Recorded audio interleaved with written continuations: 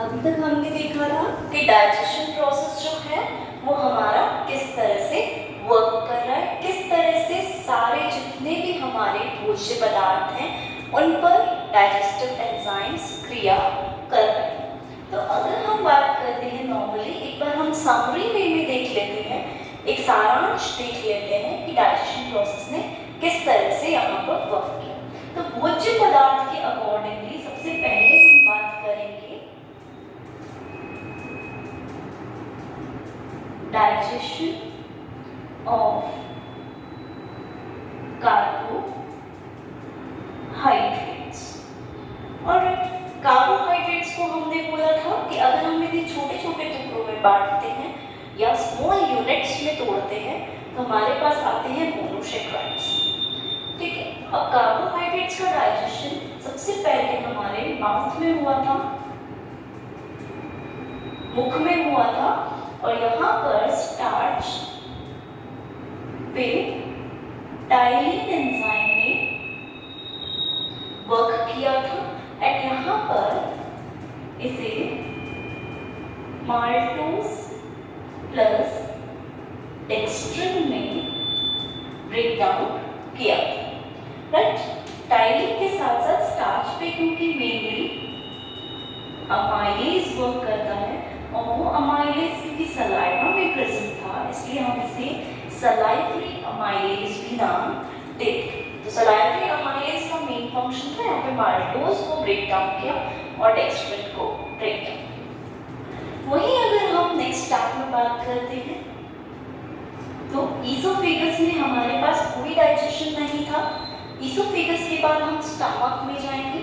Stomach में हमारे पास pH level H जो है HCl जो है उसका सिक्रीशन हम देख रहे थे, ऑब्जर्व कर रहे थे। नेक्स्ट हमने पढ़ा था कि हमारे पास एक और अमाइलेज है, उस अमाइलेज ने भी क्रिया की थी और वो अम्लीय जितना एसिडिक ना होके वो किस बेस में था, क्षारीय था। दैट मीन्स बेसिक जो चीज है बेसिसिटी को वो डिफाइन कर रहा था। तो वहां पे उसने क्या किया, उसने डेक्स्ट्रिन पे वर्क किया एंड डेक्स्ट्रिन पे वर्क करके उसने यही अमाइलेज इसे माल्टोज में कन्वर्ट किया। राइट, और इसी तरह से आगे ब्रेक डाउन किया। नेक्स्ट हमने देखा इंटेस्टाइन में। इंटेस्टाइन में जो माल्टोज था वो माल्टेज एंजाइम की प्रेजेंस में ग्लूकोज के सब यूनिट्स में ब्रेक डाउन हो रहा था। राइट, ऐसे ही हमारा नेक्स्ट क्या था, सुक्रोज। सुक्रोज सुक्रेज एंजाइम की प्रेजेंस में ग्लूकोज प्लस फ्रक्टोज में चेंज हो रहा था। इसके बाद था हमारा लैक्टोज। लैक्टेज एंजाइम की प्रेजेंस में ग्लूकोज प्लस गैलेक्टोज में कन्वर्ट हो रहा। तो ये था हमारा कार्बोहाइड्रेट का mouth, stomach and intestine part में किस तरह से डाइजेशन होगी, स्मॉल यूनिट्स में वो कन्वर्ट हो। ना अगर हम वही बात करते हैं डाइजेशन ऑफ प्रोटीन्स, ठीक है, एक समरी देख रहे हो, ज्यादा डिटेल में नहीं जाना।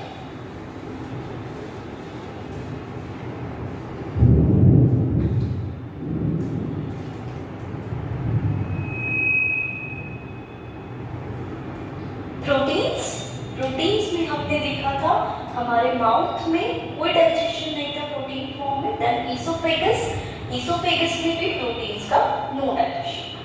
देन हम बात करते हैं स्टमक की। स्टमक में क्या हो रहा था, हमारे डक्ट्स खुल रहे थे डिफरेंट टाइप के, तो वहाँ पे भी प्रोटीन्स का एज सच कोई रोल नहीं। तो हम नेक्स्ट बात करेंगे हमारे ड्यूोडेनम पार्ट की and then small intestine part की। तो हमने देखा था जो हमारा पेंक्रियास के थ्रू आ रहा था, उसके अंदर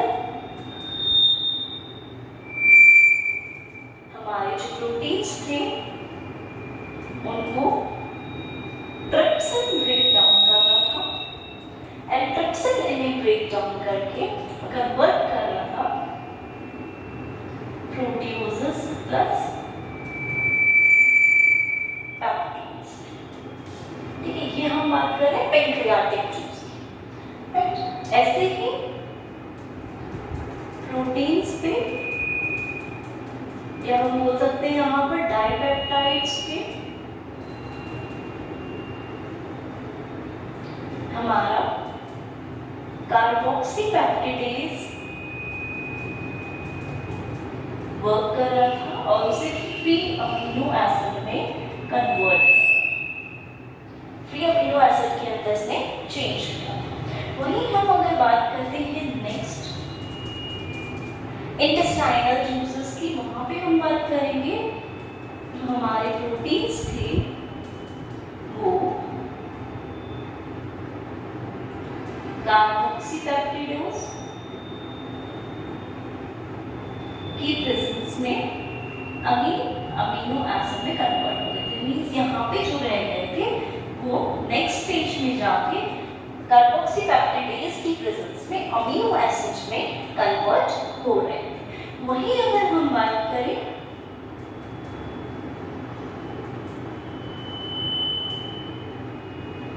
प्रोटीन्स पे, कुछ प्रोटीन्स एंजाइम्स भी वर्क कर सकते हैं और वो भी उन्हें ब्रेक डाउन कर सकते हैं इजीली।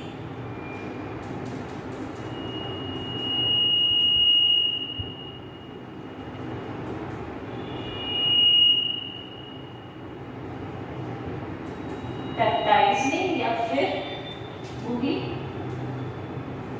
Proteoses and peptides.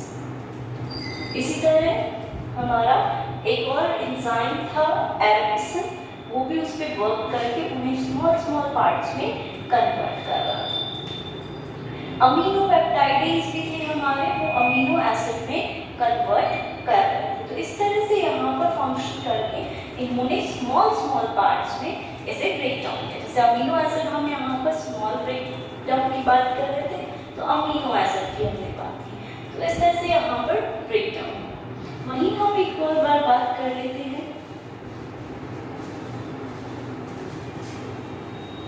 हमारे digestion of lipids.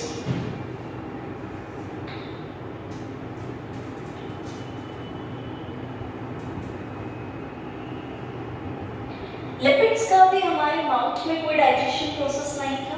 Then oesophagus में गए, एसोफेगस में हमारे कोई डाइजेशन प्रोसेस नहीं था। एसोफेगस मेनली पेरिस्टाल्टिक मूवमेंट ही कराता है। नेक्स्ट हम जाएंगे स्टमक के अंदर। स्टमक में भी लिपिड्स का एज सच कोई डाइजेशन नहीं है। Most of the digestion part जो है वो कहाँ है, वो मोस्टली इंटेस्टाइन के अंदर ही देखा। तो यहाँ पर हम देखेंगे कि जो हमारा लिपिड है वो लाइपेज एंजाइम की प्रेजेंस में ब्रेक डाउन हुआ, fatty acids and glycerol, right. और यहाँ से ब्रेक डाउन होने के बाद उसने स्मॉल यूनिट्स को कन्वर्ट किया। अब यहाँ पर हम फैटी एसिड्स के साथ साथ लिपिड्स की ही बात करेंगे। तो लाइपेज एंजाइम ये था हमारा पेंक्रियास वाला, पेंक्रियाटिक जूस वाला। ये हमारा है इंटेस्टाइनल जूस वाला। तो यहाँ पे भी ब्रेक डाउन यही होगा कि फैटी एसिड्स में कन्वर्ट हो रहा है और इसी के साथ साथ मोनोग्लिसराइड्स, ट्राइग्लिसराइड्स भी फॉर्म हो रहे हैं, ठीक है। या फिर इसी के साथ साथ ग्लिसरॉल भी फॉर्म हो रहा है। तो इट डिपेंड्स ऑन कि किस बॉन्ड पे वर्क कर रहा है और किस तरह से ब्रेकेज कर रहा है। तो मोस्टली हम 3 पार्ट्स में ही बात करेंगे भोज्य पदार्थ की। पहले हमने कार्बोहाइड्रेट्स की बात की, फिर प्रोटीन्स की, फिर लिपिड्स की। तो ये एक तरह से एक समरी टाइप था जिसके अंदर हमने डिफरेंट पार्ट्स को इस तरह से स्टडी किया। अब हमने क्योंकि डाइजेशन की बात की, तो डाइजेशन हमेशा हमारा 2 पार्ट्स में डिवाइडेड रहता है। डाइजेशन को हम 2 पार्ट्स में डिवाइड करते हैं। हमारा फर्स्ट पार्ट है डाइजेशन का इंट्रासेल्युलर डाइजेशन, जिसे हम अंतराकोशिकीय पाचन भी बोलते हैं। क्या होगा? नाम से ही पता चल रहा है कोशिकाओं के अंदर पाचन क्रिया संपन्न है। तो यहाँ पर क्योंकि सपोज अगर हम एग्जाम्पल लेते हैं, एक कोशिका उपस्थित है, उस कोशिका के अंदर हम देख रहे हैं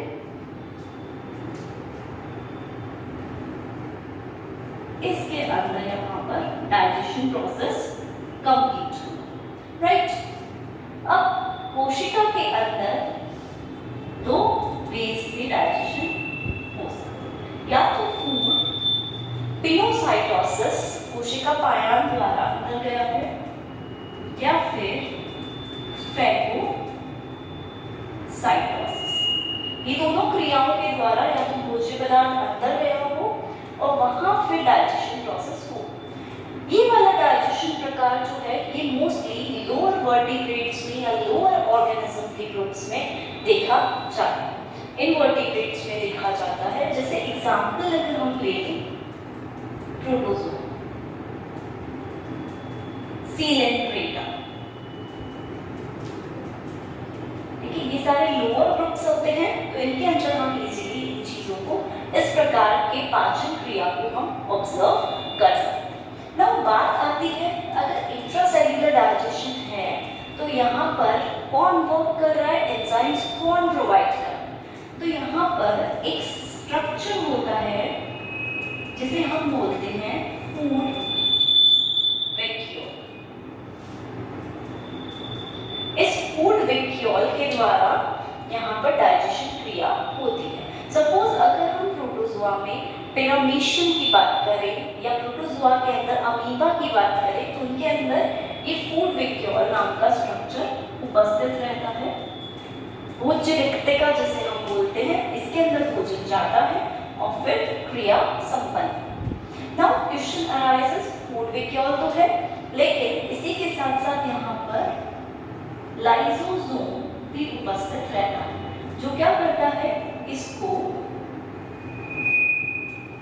एंजाइम्स प्रोवाइड कराता है जिससे कि ये जो है फूड वैक्यूल्स के अंदर जो फूड पार्टिकल्स प्रेजेंट है वो ब्रेक डाउन हो सके इजीली, और ब्रेक डाउन होने के बाद वो इजीली पूरी बॉडी में एब्सॉर्ब हो सके, उनका अवशोषण हो सके। तो एंजाइम्स प्रोवाइड कराने का काम लाइसोसोम का है, होता भोज्य रिक्तिका में है और कोशिका के अंदर ही भोज्य रिक्तिका उपस्थित होती है। तो इसलिए हमने इसे बोला है इंट्रासेल्युलर डाइजेशन, राइट।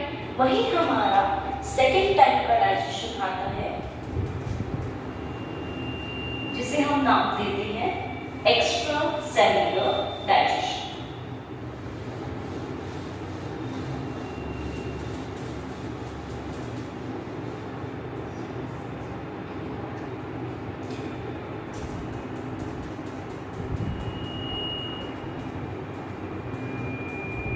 या बाह्य कोशिकीय पाचन या फिर अंतर कोशिकीय। पहला था अंतरा, सपोज ये कोशिकाएं उपस्थित है बॉडी में, शरीर में, तो क्योंकि इसका दूसरा नाम हमने इंटरसेल्युलर भी दिया है, तो इंटर मतलब हुआ दोनों सेल्स के बीच, सेल के अंदर नहीं, सेल्स के बीच, और एक्स्ट्रा मतलब हुआ सेल के बाहर। तो जगह एक ही आती है कि यहाँ पर डाइजेशन प्रोसेस हमारा जो भी गैप बीच में प्रेजेंट होगा सेल्स के, वहाँ पर हमारा डाइजेशन प्रोसेस जो है, पाचन क्रिया जो है वो संपन्न हो पाए। अब क्योंकि हमारा इसे हम बोल रहे हैं एक्स्ट्रा सेल्युलर डाइजेशन है, सेल के बाहर पूरा है, तो यहाँ पर इस वाले डाइजेशन को ही हमने स्टडी किया है जिसमें पूरा हमारा जो सिस्टम है वो पूरा प्रेजेंट होता है। दैट मीन्स एलिमेंट्री कैनाल पूरी हमारी आहार नाल प्रेजेंट है, जो कि हायर ऑर्गेनिजम्स में, वेल डेवलप्ड ऑर्गेनिजम्स में देखा गया है। क्योंकि एलिमेंट्री कैनाल में सारे पार्ट्स आ जाते हैं, हमारा माउथ आ जाता है, माउथ के बाद फेरिंक्स, फेरिंक्स के बाद ईसोफेगस, ईसोफेगस के बाद हमारा स्टमक, स्टमक के बाद इंटेस्टाइन। तो इतनी सारी चीजें हैं, इतने सारे हमारे जो बोलते हैं हम ग्लैंड्स प्रेजेंट हैं जो कि यहाँ तक एंजाइम्स को कैरी लाएंगे और एंजाइम्स को लाने के बाद क्रिया करवाएंगे। तो इस तरह के डाइजेशन को हम एक्स्ट्रा सेलुलर या इंटर सेलुलर डाइजेशन का प्रकार बोलते हैं। कई बार एग्जाम्स में क्वेश्चन आता है कि आप एक्स्ट्रा सेलुलर डाइजेशन को बताओ और वो क्वेश्चन होता है 6 मार्क्स, राइट। तो 6 मार्क्स के क्वेश्चन में कंफ्यूज हो जाते हैं कि एक्स्ट्रा सेलुलर डाइजेशन हम कैसे बताएं, हमने पढ़ा है। तो ये पूरा जो हमने अभी तक पढ़ा है ये पूरा हमारा एक्स्ट्रा सेलुलर डाइजेशन ही है, ठीक है। इस तरह से हमारे डाइजेशन के 2 टाइप्स यहाँ कंप्लीट होते हैं। इस चीज को हमेशा ध्यान रखना। और हमारे अंदर क्योंकि ह्यूमंस में भी यही डाइजेशन होता है। बाकी एग्जांपल्स बहुत सारे हैं हायर ऑर्गेनिजम्स के, रैबिट, रैट, बट सब में यही वाला डाइजेशन जिनमें भी आहार नाल उपस्थित रहेगी।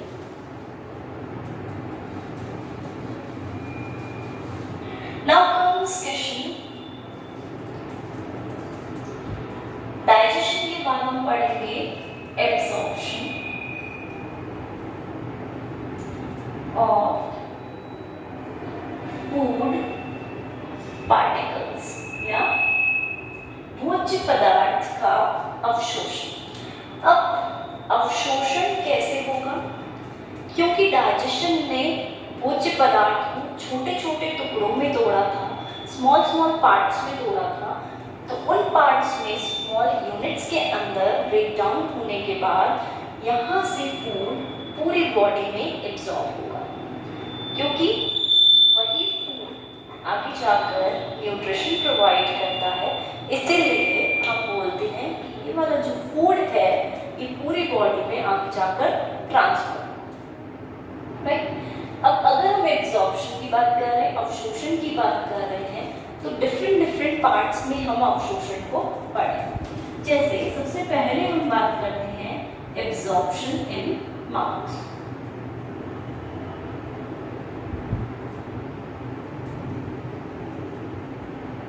मुख में अवशोषण, क्योंकि मुख के अंदर हमें ज्यादा अवशोषण क्रिया नहीं देखने को मिलती है, तो कुछ मेडिसिन्स हो सकती हैं। जैसे हम एग्जाम्पल लेते हैं एक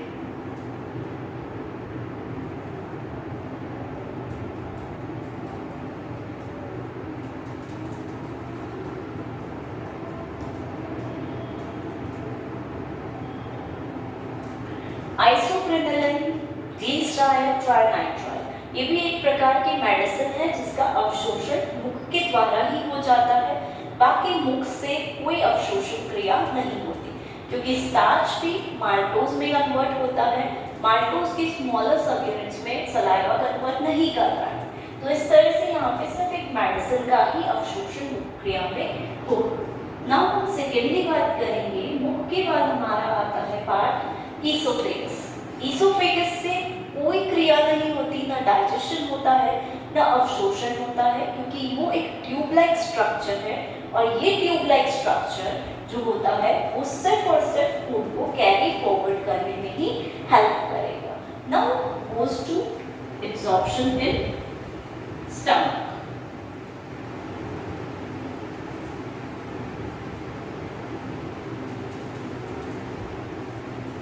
आमाशय में अवशोषण।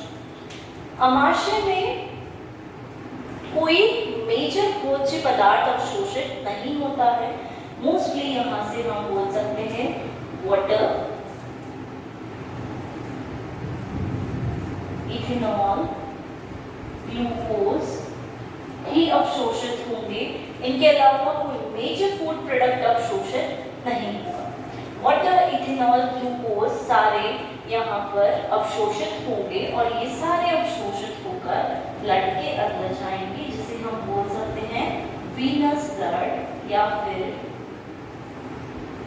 वेन्स के थ्रू क्योंकि ट्रैवल करके जाएंगे तो वेन्स में जो ब्लड होता है उसे हम बोलते हैं वीनस ब्लड। तो ये सारे अवशोषित होकर वीनस ब्लड के अंदर या शीरीय रक्त के अंदर प्रवेश करते हैं और इस तरह से बॉडी को डिस्ट्रीब्यूट कर देते हैं सारे पदार्थ। नाउ अगर हम एब्जॉर्प्शन ऑफ स्टमक की बात कंप्लीट करते हैं तो स्टमक के बाद आता है हमारा small intestine part. Absorption in small intestine.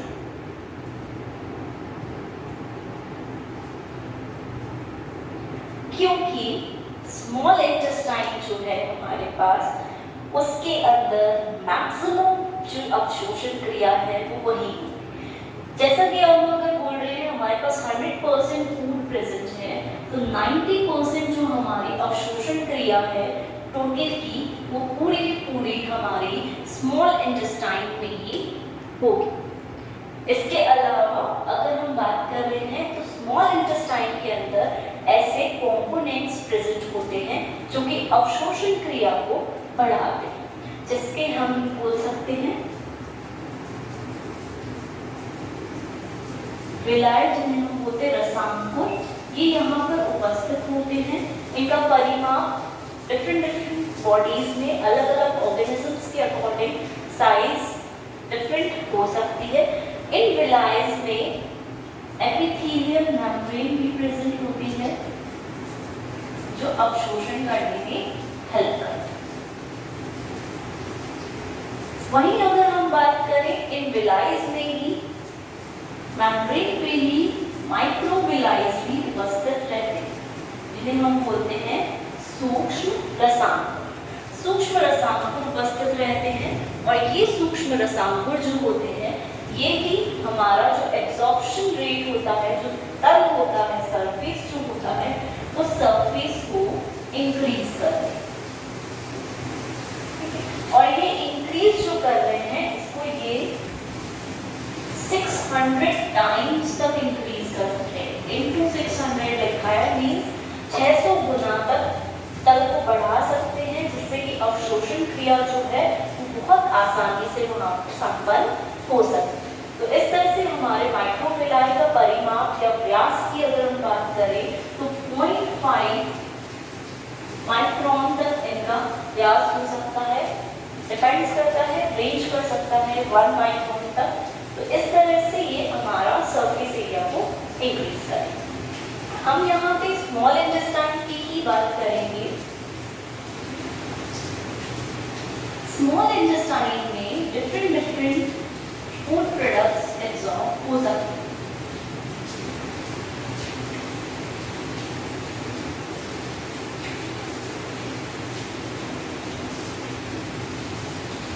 जैसे हम अगर बात कर रहे हैं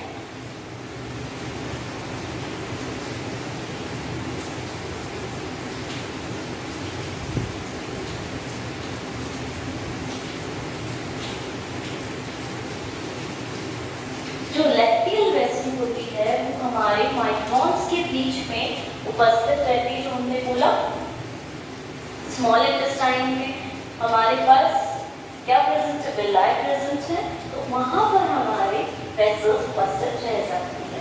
तो हमारी जो लैक्टियल वेसल है वो मोस्टली लिपिड्स को या फैट्स को एब्जॉर्ब करने में हेल्प करती है। वहीं अगर हमारी ब्लड वेसल की हम बात करें तो ब्लड वेसल जो होती है वो हमारी कार्बोहाइड्रेट्स एंड प्रोटीन्स को एब्जॉर्ब करने में हेल्प करती है। तो क्योंकि लैक्टियल वेसल का फंक्शन तो ऑलरेडी स्पेसिफाइड है कि ये फैट्स को ही कैरी करके ले जाएगी, पर carbohydrates and proteins almost blood vessels के द्वारा ही जाते हैं, अवशोषित होते हैं ब्लड के अंदर, पूरी बॉडी के अंदर वहीं से ही ट्रैवल करके जाते हैं। तो यहाँ पर अगर हम बात करें, क्योंकि यहाँ पर आर्टेरियोल्स प्रेजेंट होते हैं तो आर्टेरियोल्स से ब्लड आके वेन्यूल्स में एंटर करता है। वेन्यूल्स मींस वेन्स का छोटा पार्ट, ठीक है। वेन्यूल्स आगे जाकर वेन्स में खुलते हैं एंड वो वेन हमारी कहलाती है जो लिवर की तरफ ले जा रही है उसको हम बोलेंगे हेपेटिक पोर्टल वेन या हेपेटिक वेन। तो इस तरह से फूड प्रोडक्ट जो है वो हमारा आगे की तरफ ट्रैवल कर रहा है, लिवर तक जा रहा है एंड वहाँ पे डिफरेंट क्रियाएं होंगी, एक्टिविटीज होंगी और अवशोषण पॉसिबल हो पाए। वहीं एक बार हम विलाई का स्ट्रक्चर देख लेते हैं।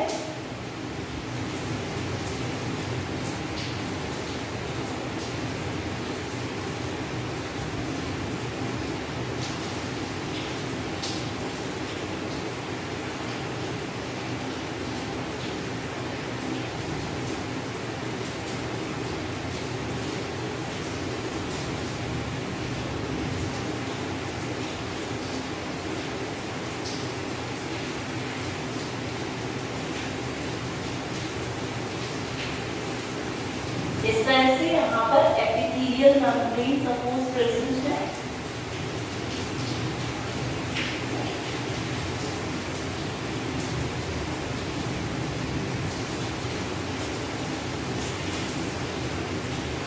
यहाँ पर विलाई के ऊपर ही माइक्रोविलाई प्रेजेंट है। माइक्रोविलाई, इस रीजन को हम कहते हैं कि ये विलाई है हमारा। ये लार्ज स्ट्रक्चर में साइज में बताया गया है। वही हम बात करेंगे यहाँ वाले पोर्शन की। इस तरह से अरेंज करेगा। यहाँ पर हमारी वेन्यूज एंड आर्टरीज अरेंज हैं और ये यहाँ पर इस तरह से खुलती है। ठीक है, डिफरेंट तरीके से ये एंटर करके यहाँ पर बीच में खुल रही है। वहीं कहीं यहाँ पर लैक्टियल वेसल भी प्रेजेंट होंगी। तो इस तरह से विलाई का स्ट्रक्चर अरेंज रहता है और यहाँ पर प्रेजेंट है।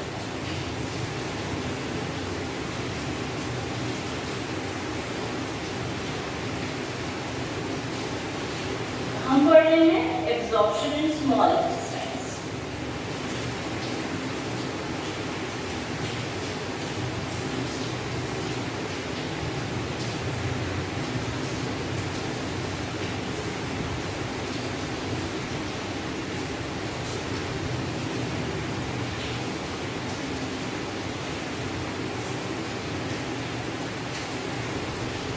अब क्योंकि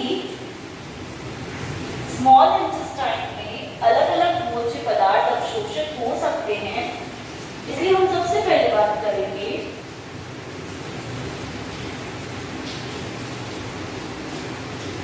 कार्बोहाइड्रेट्स। कार्बोहाइड्रेट्स जो है वो हमारे यहाँ से अवशोषित होते हैं। अब अगर हम कार्बोहाइड्रेट्स की बात करें तो ये डिफरेंट पार्ट्स में डिवाइड होते हैं। जैसे हम बोल रहे हैं मैनोज में सब यूनिट्स में डिवाइड हो गए ये ऑलरेडी। मैनोज पेंटोज शुगर में, फ्रक्टोज शुगर में, ग्लूकोज में, गैलेक्टिन। तो इस तरह से हम बोल सकते हैं कि ये सब यूनिट्स में ऑलरेडी डिवाइड हो चुके हैं। पर क्योंकि अलग अलग पार्ट्स हैं तो सबका अवशोषण अलग अलग रेट से अलग अलग तरीके से हो।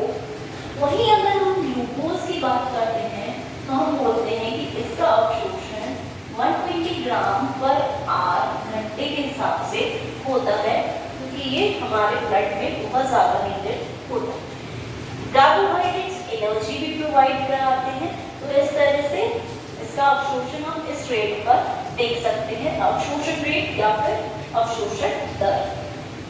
नाउ हम बात करते हैं mannose, pentose and fructose. Mannose, pentose and fructose जो है वो हमारे पैसिव ट्रांसपोर्ट के द्वारा अवशोषित होते हैं। दैट मीन्स निष्क्रिय परिवहन तंत्र जो होता है वो इन पे वर्क करता है। एटीपी की इन्हें आवश्यकता नहीं होती और इस मेथड से ये हमारे बॉडी के अंदर जो हमारी इंटेस्टाइनल एपिथेलियम है वहां से अवशोषित होकर रक्त में जा सकता है। वहीं अगर हम ग्लूकोज एंड गैलेक्टोज की बात करते हैं तो ग्लूकोज एंड गैलेक्टोज जो है हमारे वो एक्टिव ट्रांसपोर्ट सिस्टम द्वारा अवशोषित होते हैं। इट मीन्स सक्रिय परिवहन तंत्र द्वारा ये अवशोषित होते हैं। मतलब यहाँ पर इन्हें ऊर्जा की भी आवश्यकता है, एटीपी इज नीडेड। इसके साथ साथ जहाँ कंसंट्रेशन लो होगा वहां से ये हाई कंसंट्रेशन की तरफ ट्रैवल करते हैं। दैट मीन्स कि इनको एक कैरियर की भी आवश्यकता यहाँ पर रहेगी। तो जब भी हम कैरियर की बात करते हैं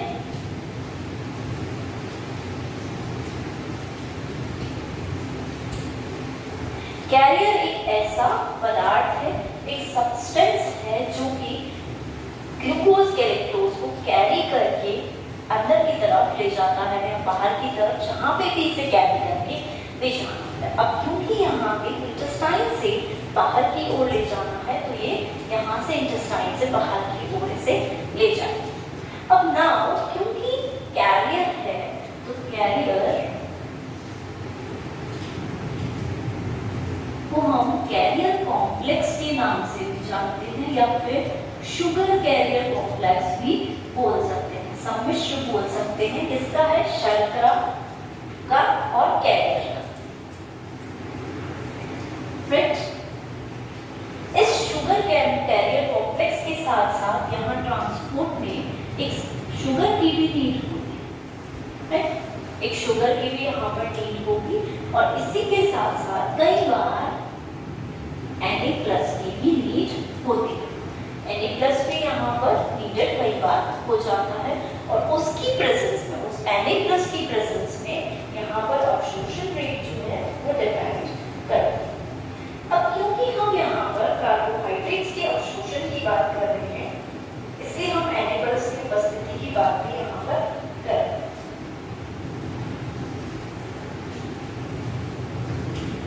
एक और चीज जो यहाँ हम देखने को मिलती है कि ये जो कैरियर कॉम्प्लेक्स है ये मोस्टली मोबाइल फॉर्म में प्रेजेंट होता है, दैट मींस गतिशील है ये और ये मूवमेंट इजीली करता है।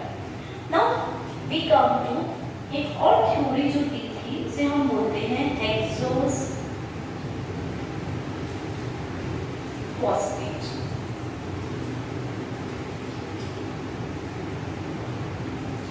हेक्सोस फॉस्फेट कॉम्प्लेक्स जो है यहाँ पर शुगर को बाइंड करा के या किसी भी हम बोल सकते हैं कार्बोहाइड्रेट्स की मोनोसेक्राइड फॉर्म को बाइंड करा के बाहर की तरफ ले जाएगा और जैसे ही बाहर की तरफ ले गया इसमें फॉस्फेट को तोड़ना है और अलग कर देना। मतलब एक तरह से यहाँ पर ये बाइंडिंग की तरह वर्क कर रहा है।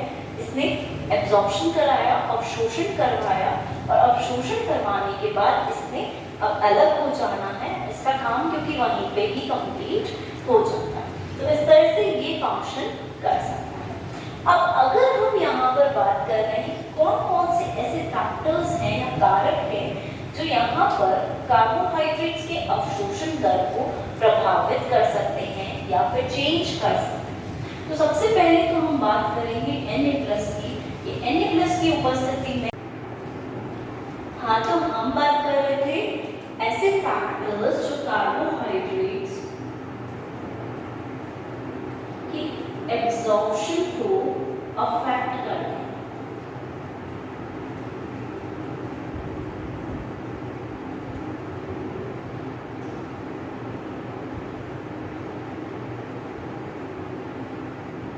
राइट, ये वो कारक है जो कार्बोहाइड्रेट की अगर दर जो है अवशोषण की उसको अफेक्ट कर सकते हैं। जिसमें अगर हम बात करें नंबर 1 की, तो हमारा आएगा Na+, क्योंकि ग्लूकोज अगर इसके साथ एब्जॉर्ब होता है, अवशोषित होता है, तो अगर इसकी मात्रा ज्यादा होगी तो ग्लूकोज भी ज्यादा इजीली एब्जॉर्ब होगा।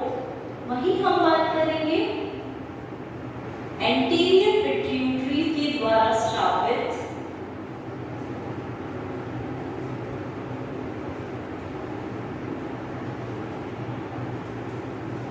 जो हार्मोन्स होंगे उनकी रेट भी बताइए कि अवशोषण दर कैसा होना चाहिए।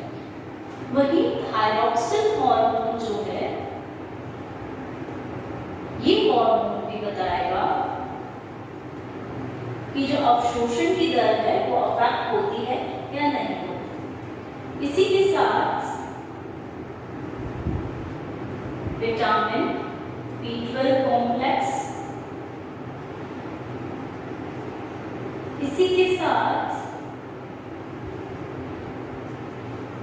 ग्लूकोज की कंसंट्रेशन कितनी है, जितनी कम कंसंट्रेशन होगी उतना ही कम एब्जॉर्ब होगा और जितनी ज्यादा कंसंट्रेशन होगी उतना ज्यादा एब्जॉर्ब होगा। वहीं हम टाइम की बात करें तो टाइम, कितने टाइम तक वो बाइंड कर रहा है, बाइंडिंग टाइम की बात कर रहे हैं, तो जितने टाइम तक वो बाइंड करेगा उतने ही टाइम तक हम बोल सकते हैं कि यहाँ पर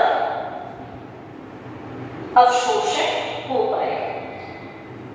क्योंकि अगर बाइंड बहुत कम समय के लिए कर रहा है तो वहां पर वही चीज होगी, बाइंड होते ही वो अलग हो जाएगा और अवशोषण नहीं हो पाएगा। तो इस तरह से हमारे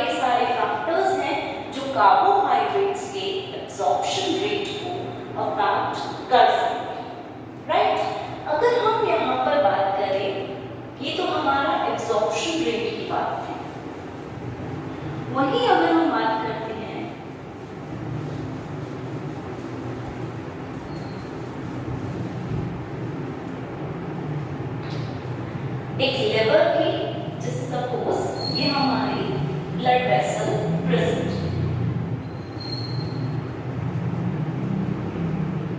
राइट।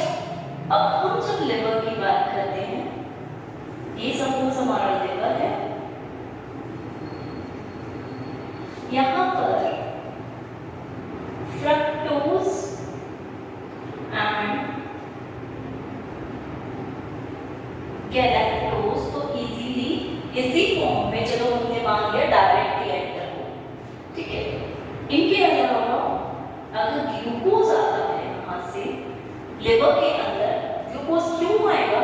क्योंकि बॉडी की नीड जो थी वो पूरी हो चुकी, तो बॉडी की नीड कंप्लीट होने के कारण ग्लूकोज लिवर में एंटर कर जाएगा। वहीं पे ग्लूकोज ग्लाइकोजन में बदल जाएगा, कन्वर्ट हो जाएगा, और ग्लाइकोजन ग्लूकोज में भी बदल सकता है। जैसे ही बॉडी को नीड होगी तो ग्लाइकोजन टूटकर ग्लूकोज में बदलकर वापस ब्लड वेसल्स को भेजा जा सकता है। जैसे यहाँ अगर हम बोल रहे हैं ग्लूकोज ग्लाइकोजन में कन्वर्ट हो रहा है, तो इस प्रोसेस को हम बोलेंगे ग्लाइकोजेनेसिस। वहीं अगर ग्लाइकोजन ग्लूकोज में कन्वर्ट हो रहा है, तो इस प्रोसेस को हम बोलते हैं ग्लाइकोजिनोलाइसिस। दैट मीन्स यहाँ पर ग्लाइकोजन का फॉर्मेशन हो रहा है, जेनेसिस मतलब फॉर्मेशन, ग्लाइकोजन का फॉर्मेशन हो रहा है, इसलिए हमने बोला ग्लाइकोजेनेसिस। वहीं यहाँ ग्लाइकोजन का ब्रेकडाउन हो रहा है, टूट रहा है ग्लाइकोजन, इसलिए हमने इसे नाम दिया ग्लाइकोजिनोलाइसिस। तो इस तरह से ये इंटर कन्वर्जन यहाँ लिवर के अंदर चलता है। इसी के साथ प्रोटीन्स भी आते होंगे यहाँ पे, प्रोटीन्स भी यहाँ पर इंटर कन्वर्ट होते रहते हैं और डीकार्बोक्सिलेशन की क्रिया करते हैं, जहाँ पर प्रोटीन्स का अपघटन हो रहा है और यहाँ से ये अमीनो एसिड्स में कन्वर्ट हो जाते हैं, अमीनो अम्ल बना लेंगे। अब यहाँ से यूरिया साइकिल चलेगी, CO2 बाहर आएगा, ATP भी आएगा, ATP भी फॉर्म होगा और CO2 यहीं से ही, क्योंकि डीकार्बोक्सिलेशन, डीएमिनेशन ये सारी क्रियाएं होती रहेंगी, तो NH2 भी बाहर आएगा और ये मिलके यूरिया फॉर्म करेंगे, जो यूरिया भी यहाँ पर बाहर आ जाएगा। तो इस तरह से ब्लड वेसल्स में यूरिया इन दोनों के फॉर्मेशन से बाहर आ सकता है। क्योंकि अगर हम यूरिया की बात करते हैं तो यूरिया का फॉर्मूला जिस तरह से होता है, दोनों तरफ NH2 ग्रुप प्रेजेंट होता है एंड बीच में CO। तो इस तरह से यूरिया का फॉर्मेशन यहाँ पर इसके कॉम्बिनेशन से हो सकता है। वहीं क्योंकि यहाँ पर किडनी प्रेजेंट थी, तो यूरिया यहाँ से किडनी में एंटर होकर एक्सक्रीशन प्रोसेस कर सकता है। तो ये हम देख रहे हैं यहाँ पर कितने प्रोसेसेस एक साथ चल रहे हैं। फ्रक्टोज गैलेक्टोज एंटर हो रहा है, ग्लूकोज ग्लाइकोजन में कन्वर्ट हो रहा है, प्रोटीन्स भी चेंज हो रहे हैं सिंपलर फॉर्म्स में, एंड देन यूरिया का फॉर्मेशन, यूरिया के फॉर्मेशन के बाद किडनी में यूरिया का एंटर। तो इस तरह के प्रोसेसेस लिवर में हम ऑब्जर्व कर सकते हैं। वहीं अगर हम कार्बोहाइड्रेट्स की बात करें,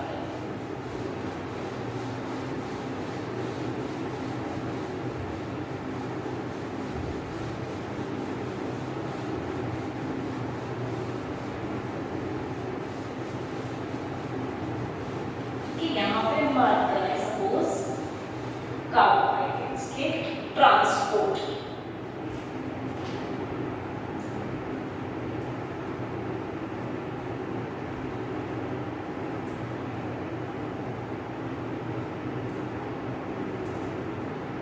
ये एपिथेलियल मेम्ब्रेन है, ठीक है। यहाँ पे माइक्रोविलाई प्रेजेंट है, राइट।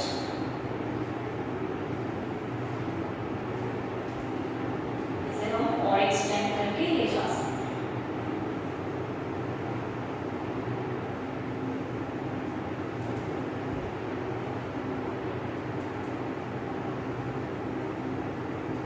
इस तरह से यहाँ पर प्रेजेंट। अब यहाँ हमने देखा कि सपोज यहाँ एक हमारा कैरियर प्रेजेंट, इसको हम कैरियर बोलेंगे जो ग्लूकोज के एब्जॉर्प्शन में हेल्प करे। तो यहाँ पर हमारा ग्लूकोज था और यहाँ पे ग्लूकोज के साथ ही Na+ भी प्रेजेंट।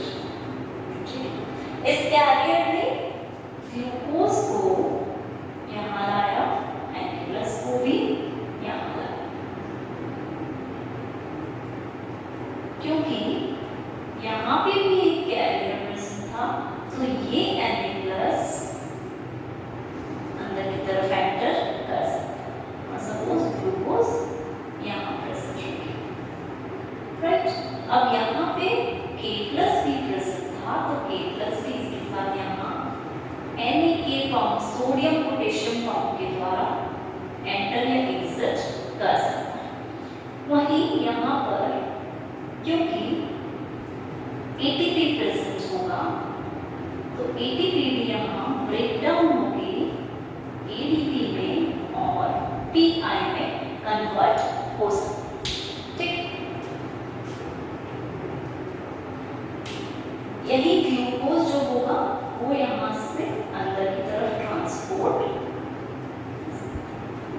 तो इस तरह से यहाँ पर प्रोसेस ये वाला वर्क कर सकता है। कैरियर की प्रेजेंस में ग्लूकोज ने Na+ की हेल्प से अंदर एंटर किया, क्योंकि ये जो कैरियर था इसमें इस तरह से दो सबस्ट्रेट स्पेस हो सकती है, तो यहाँ पर ग्लूकोज ने भी बाइंड कर लिया और Na+ ने भी इसके साथ बाइंड कर, तो इस तरह से इन्होंने अंदर एंटर किया। ATP की नीड्स की वजह से ये अंदर एंटर कर। तो यहाँ पे इस तरह से हमने देखा कि ट्रांसपोर्ट किस तरह से कैरियर की हेल्प से शुगर कैरियर कॉम्प्लेक्स बना और कॉम्प्लेक्स बनते ही उसने एब्जॉर्प्शन को हेल्प की। तो ये था हमारा एब्जॉर्प्शन ऑफ कार्बोहाइड्रेट्स। वहीं हम बात करते हैं स्मॉल इंटेस्टाइन में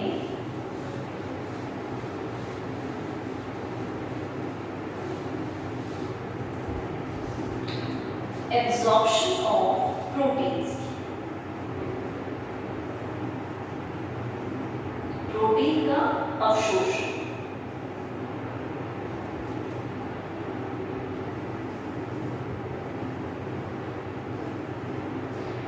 क्योंकि प्रोटीन्स की अगर हम बात करें तो प्रोटीन